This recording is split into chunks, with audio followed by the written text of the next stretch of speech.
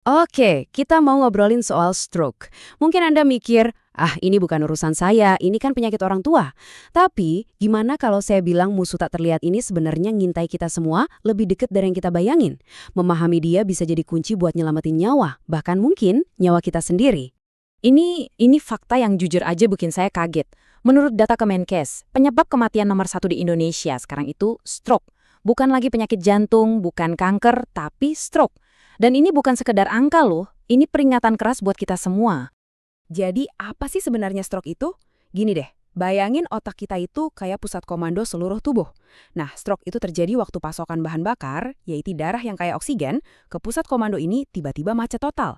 Tanpa bahan bakar itu, sel-sel otak mulai mati, dan itu cuma dalam hitungan menit. Makanya, dia dapat julukan silent killer. Datangnya diam-diam, tapi dampaknya bisa fatal banget.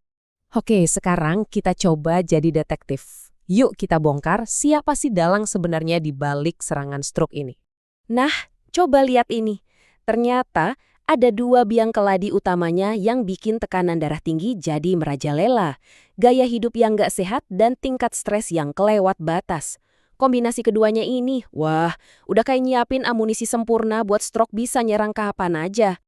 Jadi gini, kalau gaya hidup dan stres itu ibarat ngisi peluru ke pistol. Nah, hipertensi atau tekanan darah tinggi itu yang narik pelatuknya. Hipertensi inilah yang jadi jembatan langsung antara kebiasaan kita sehari-hari sama risiko stroke yang mematikan itu. Lihat deh gimana cara kerjanya. Di sebelah kiri, makanan yang asin-asin itu langsung bikin tekanan darah kita naik. Terus, di sebelah kanan, stres itu ngelepasin hormon yang ibaratnya mencekik pembuluh darah kita. Jadinya kayak serangan dari dua sisi yang bikin jantung kita kerja ekstra keras. Kalau Anda masih ragu ya, coba dengerin angka ini.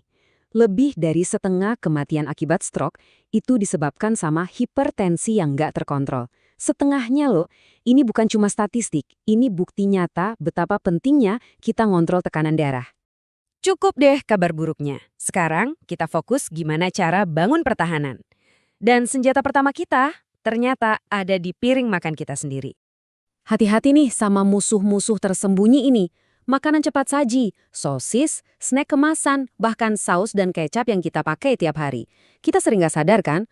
Padahal semua ini diem-diem mompa natrium ke tubuh kita dan bikin tekanan darah naik. Coba deh, ingat angka ini. Misi harian Anda tuh simpel banget. Nggak lebih dari 1 sendok teh garam per hari. Ini target yang jelas dan bisa banget dicapai buat ngelindungi jantung dan otak kita. Kedengeran susah? Tenang, kita juga punya sekutunya kok. Nah, ini dia jagoan-jagoan kita. Ada ikan berlemak kayak salmon, buah sama sayur yang seger, juga kacang-kacangan.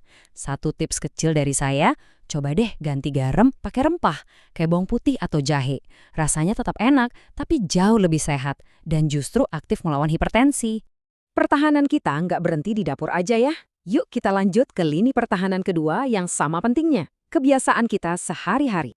Coba deh lihat keajaiban yang terjadi pas seseorang berhenti merokok. Baru 20 menit aja, tubuh udah mulai memperbaiki diri. Dalam 5 tahun, risiko stroke Anda turun drastis, sama kayak orang yang nggak pernah merokok sama sekali. Luar biasa kan? Ini salah satu keputusan paling kuat yang bisa Anda buat kesehatan. Ingat kan biang keladi yang kedua tadi, si stres? Nah, lihat ini. Olahraga itu ternyata solusi 2-in-1. Dia nggak cuma ngurangin stres yang kita rasain, tapi juga secara fisik beneran nurunin tekanan darah. Rumusnya gampang banget. Makin banyak gerak, makin sedikit stres, tekanan darah pun makin aman. Terus, apa aja yang bisa kita lakuin? Pilihannya banyak banget. Bisa jalan cepat 30 menit, berenang, yoga, atau bahkan cuma meditasi singkat beberapa menit. Cari aja yang Anda suka, terus jadiin kebiasaan. Ingat ya, ini bukan kemewahan. Ini kebutuhan buat pertahanan diri kita. Kita udah bangun pertahanan, tapi kita juga harus siap kalau ada keadaan darurat.